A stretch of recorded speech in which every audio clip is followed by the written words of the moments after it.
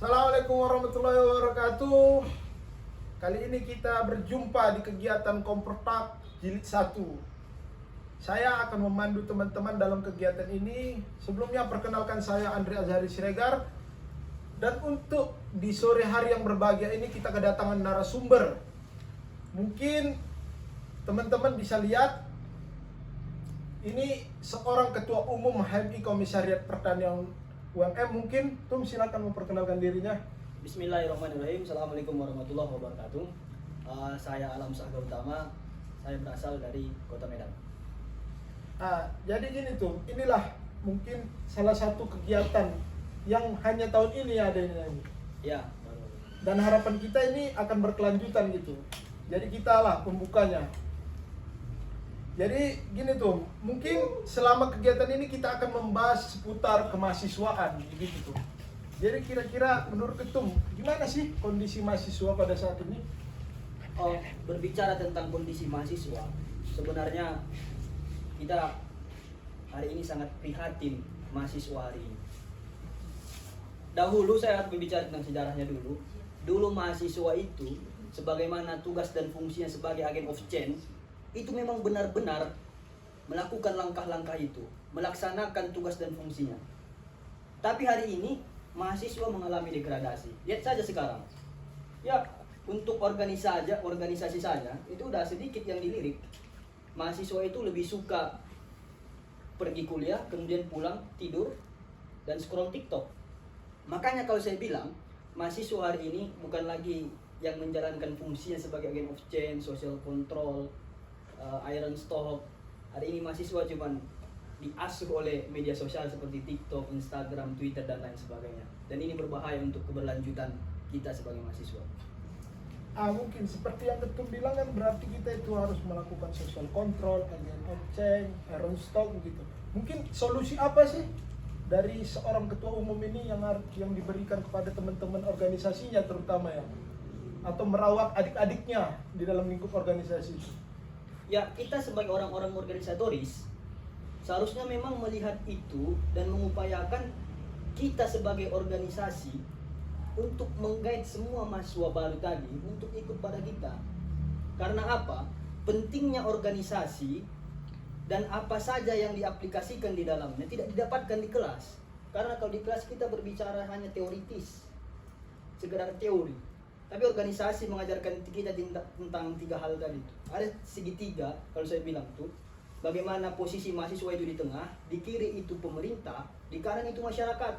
Makanya sebenarnya pentingnya organisasi itu memahamkan kita bahwa tugas kita di tengahin loh, sebagai pengawas antara kebijakan, kemudian keharusan kita pada masyarakat.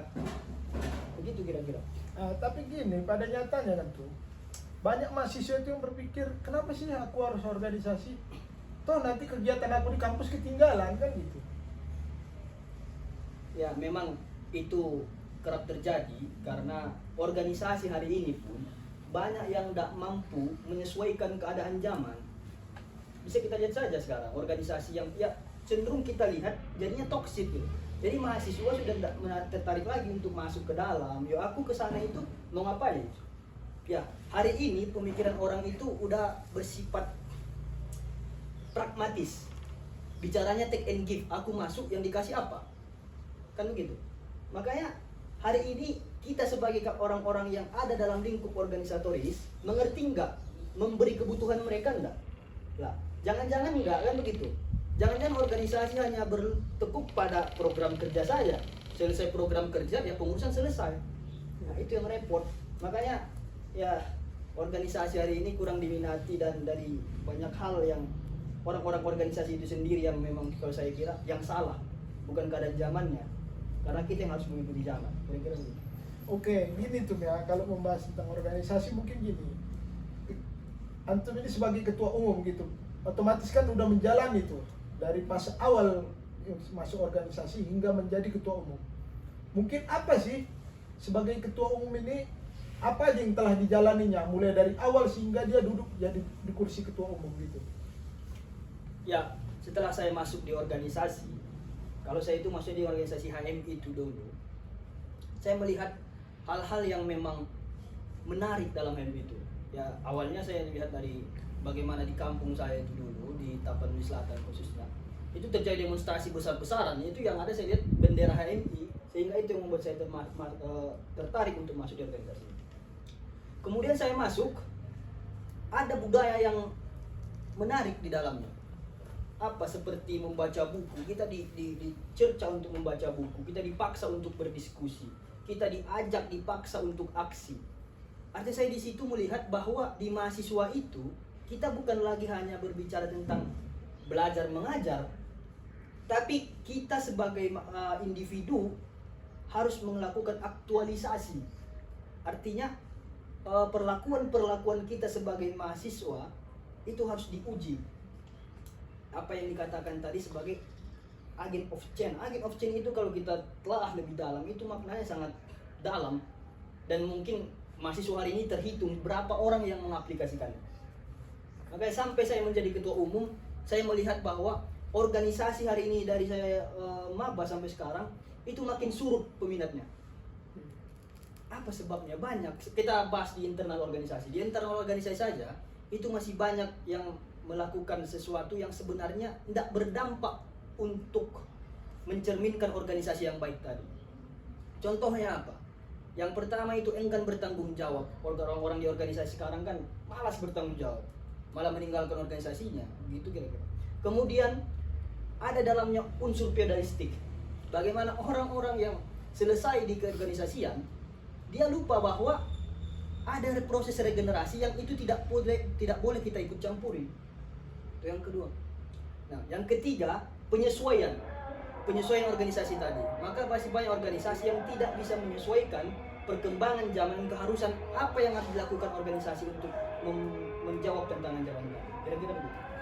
Oh ya, tadi cukup menarik jawaban ketumnya. Tadi mungkin ada unsur-unsur feodalistik. Oh ya, unsur feodalistik. Itu dia. Mungkin itu ketum juga ada tulisan-tulisan mengenai hal itu. Mungkin bisa dijelaskan sedikit mengenai itu. Ya, membahas unsur feodalistik tadi memang menarik. Itu saya tulis bukan karena saya melihat dari satu sudut pandang, tapi sudah melakukan riset di beberapa organisasi, kemudian di beberapa universitas, baik di tingkat di lingkup Malang sendiri sampai di luar Malang. Ya banyak, ternyata ini bukan saya rasakan di Malang saja, tapi di luar juga. Unsur feodalistik itu mengakar karena memang ketidakmampuan senior-senior tadi yang pernah berproses di organisasi untuk move on, membaca bahwa regenerasi itu memang harus ada. Karena kalau kita berbicara ini zaman itu kan begitu. Sehingga apa dampaknya kalau kita membiarkan unsur feodalistik itu ada?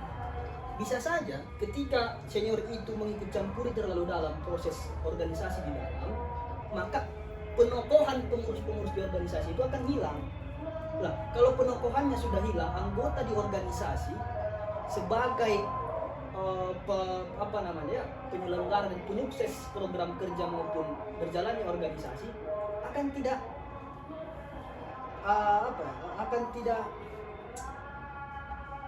menurut lagi, atau gimana saya bilang bahasa sederhana, dia tidak patuh lagi terhadap perintah-perintah organisasi itu yang di dalamnya konstitusi.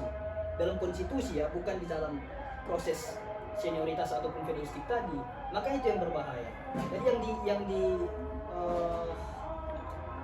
yang dijalankan mereka bukan lagi perintah organisasi yang berasas dari konstitusi, tetapi udah perintah dari senior tadi. Itu yang berbahaya. Mungkin itu salah satu faktor menurunnya minat orang berorganisasi nggak? Iya, dampaknya tadi keluar secara eksternal. Ketika orang-orang yang di dalam organisasi itu mengetahui hal itu, kemudian ia tidak mampu menjaga sikap. Ya, ini dibicarakan untuk orang-orang lain di luar dari organisasi itu sendiri. Itu orang-orang yang di organisasi sendiri. Nanti ia meluapkan keresahannya kepada orang-orang yang akan ikut atau yang mau ikut tadi, sehingga ya dia tidak tertarik lagi. Belum lagi kita berbicara orang-orang yang anti terhadap organisasi, yang melihat organisasi ini tidak penting memang. Ya tambah-tambah gitu, makanya ketertarikan itu akan menurun dan menyurut. Jadi kira-kira tuh kalau begitu kasusnya, itu ada juga yang mengatasnamakan itu kepedulian. Oke. Nah, ada yang bilang dia itu saya turun ke anggota langsung itu kepedulian saya gitu. Ya. Jadi kalau dia nggak turun itu nggak peduli gitu. Nah, gimana kalau gitu? Iya, bahwa tugas dan fungsinya kalau di beberapa organisasi itu mungkin ditulis. Kalau di HMI sendiri itu ada juga di dalam konstitusi tertulis bahwa tugas alumni itu tidak lain dari dua hal saja, berbentuk moral maupun material. Artinya bentuk bantuannya hanya dua hal itu. Nah, bentuk moral yang dimaksud itu bukan mengikut serta sampai ke bawah. Sifatnya sebenarnya sebagai saran dan itu ke pengurusnya, bukan ke bawah. Itu yang berbahaya. Jadi step-step itu harus kita pahami juga. Di situ. Mungkin itu ya step-step yang penting kita jalanin itu. Tapi gini tuh, mungkin kan ada ini udah terlanjur. Kalau saya bahasanya itu udah terlanjur lah kita laksanakan atau di beberapa organisasi itu terlaksana perihal itu. Jadi mungkin gini tuh, ada nggak saran ini untuk teman-teman yang udah termasuk dalam organisasi dan merasakan hal-hal itu? Gitu. Ya tentu. Artinya kalau bahasa saya itu kan di cleaning. Makanya semua pengurus dalam lingkup organisasi itu harus saling bahu membahu untuk menjaga seluruh anggotanya. Begitupun pengurusnya, menjaga agar kerap mereka mengerti kalau ini memang tidak benar. Karena setiap zaman itu ada generasinya, setiap generasi ada zamannya. Itu dua hal yang sama, tapi seringkali dipahami tidak sangat konkret oleh orang-orang. Ini itu yang berbahaya. Makanya saya kira ya saran yang saya kasih, misalnya saya sebagai ketua umum dan nanti pengurus saya itu akan saya backup, akan saya jaga. Kemudian mereka akan saya jaga pengurus saya sendiri dan mereka akan menyampaikan ke anggota-anggota tadi. Ibaratkan semacam membuat pagar supaya nggak keluar dari situ dan mengetahui kalau organisasi itu harus berjalan sesuai dengan zamannya dan sesuai dengan pengurus periode. Kira-kira begitu. Oke, gitu tuh Mbak. Mungkin karena ini juga kan kita momen-momennya nih, momen-momennya penerimaan mahasiswa baru gitu. Oke. Jadi beberapa universitas itu kan juga penerimaan mahasiswa baru ini. Ya. Jadi ini kita akan upload mungkin setelah ini nih di luar bukan hanya di internal kita aja, tapi orang luar juga akan menonton seperti itu. Mungkin ketum ada nggak saran ini untuk mungkin adik-adik kita yang ingin masuk ke organisasi kan gitu. Setelah dia kuliah mungkin kan dia tuh akan ada titik jenuh. Kok saya kuliah nggak dapat apa-apa kan gitu.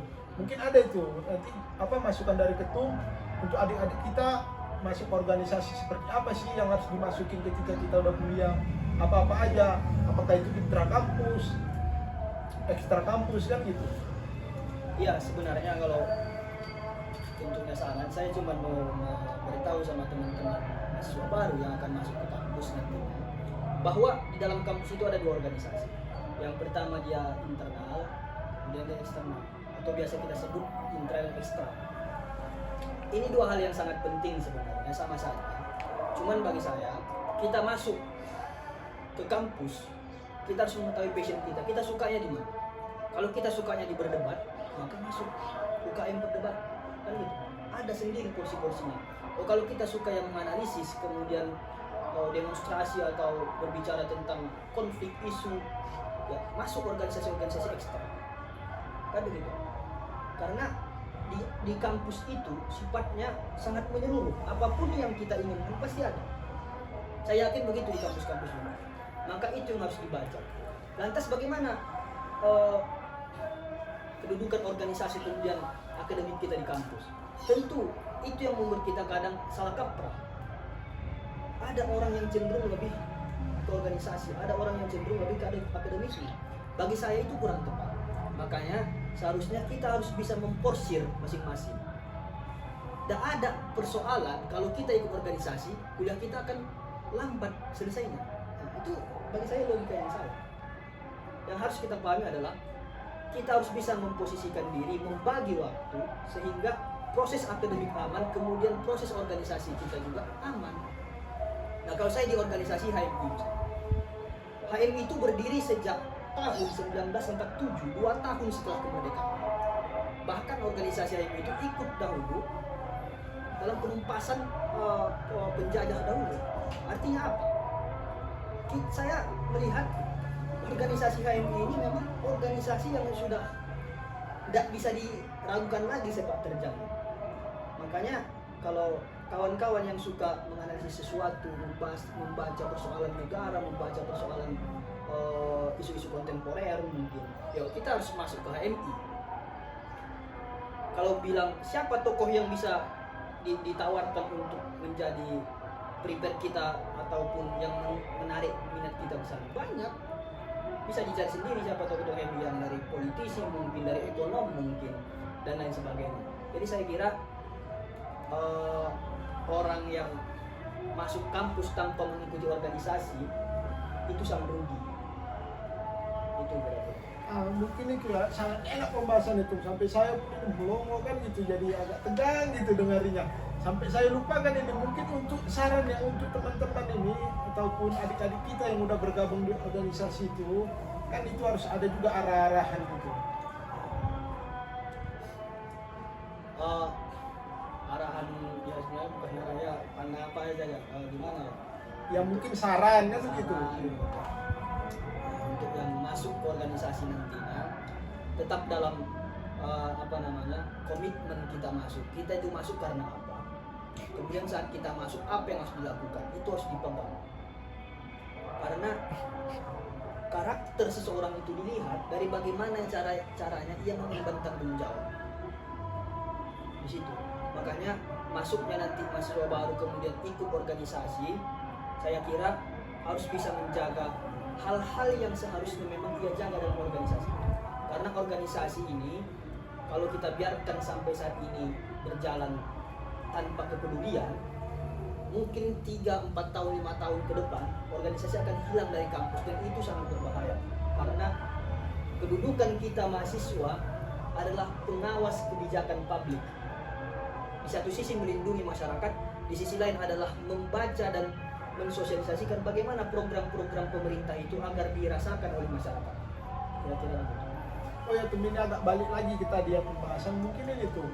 Saya kan juga lihat ini beberapa di platform ataupun di berita-berita yang di media-media gitu ya, media-media mahasiswa itu kan udah berapa ada tulisan ketum ini yang diupload di situ. Mungkin ada nggak sih saran ini untuk teman-teman kita untuk supaya lebih giat lagi dalam menulis? Mungkin ada trik-triknya gitu. Ketika kita ingin menulis apa aja yang harus diperhatikan kan gitu. Menumbuhkan niatnya itu seperti apa kan gitu. Supaya menjadi pembeda kita lah sebagai mahasiswa itu dan siswa-siswa biasa kan gitu. Yang Ya. belum masuk di kursi ke mahasiswaan gitu. Mungkin. Ya, kalau saya buka, saya itu punya blog, di situ kan saya buat pantang mahasiswa tidak menulis. Artinya sebenarnya menulis itu bukan tentang passion, tapi keharusan kalau kita udah menjadi mahasiswa. Karena suara-suara perubahan itu tidak hanya melalui demonstrasi, banyak cara. Bisa dengan mengikuti organisasi, artinya saat kita mengurangi kebodohan ataupun mengurangi apatisme mahasiswa, itu udah menjadi bentuk perjuangan atas perubahan. Begitu juga menulis. Saya dulu awalnya menulis karena saya kira untuk berdemonstrasi butuh banyak step yang harus dijalankan. Tapi kalau kita menulis dengan menguploadnya di media seperti yang dibilang tadi bahwa banyak media hari ini, kalau kita upload dan orang membaca, itu bisa saja menggugah semangat dan giroh perjuangan mereka di dalam mahasiswa ini dan mengetahui keharusan-keharusannya. Makanya mari kita baca bahwa perjalanan ataupun pilihan-pilihan kita untuk melakukan perubahan yang dikatakan tadi, agent of change itu melakukan perubahan terus menerus, kemudian menjadi social control, menerus kontrol masyarakat di umum, maka banyak cara seperti tadi, berdemonstrasi, mungkin audiensi, mungkin langsung face to face berbicara, atau dengan tulisan. Jadi kira-kira itu yang mesti dipikirkan dan harus diamini oleh kita semua. Nah, mungkin itu ya untuk pembahasan kali ini, mungkin karena ini juga udah menjelang maghrib gitu tuh ya, udah mulai gelap juga kan. Iya. Mungkin kita sudahin aja nih pembahasan untuk kali ini. Mungkin nanti di lain hari bisa kita lanjutkan lagi. Mungkin itu teman-teman semuanya, selamat berjuang di HMI, kata ketum begitu ya, Iya. bagi yang ber-HMI. Tapi itu pilihan, kita kembalikan lagi pada kalian, pilihan kalian dalam berorganisasi. Dimanapun kalian berada, bebas dalam memilih organisasi kemahasiswaan. Mungkin itu aja tuh. Untuk kali ini terima kasih tuh. Pak ya. Assalamualaikum warahmatullahi wabarakatuh.